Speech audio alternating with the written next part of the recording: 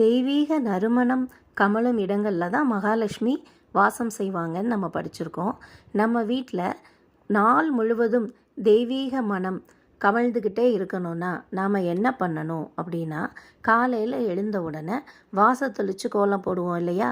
அப்போ துளசி மாடம் பக்கத்துலேயோ இல்லைன்னா நிலைக்கதவுக்கு பக்கத்துலேயோ ஒரு கம்ப்யூட்டர் சாம்பிராணி, ஊதுபத்தி இல்லை தசாங்கம் இதில் ஏதாவது ஒன்று நம்ம அங்கே ஏற்றி வைக்கலாம்.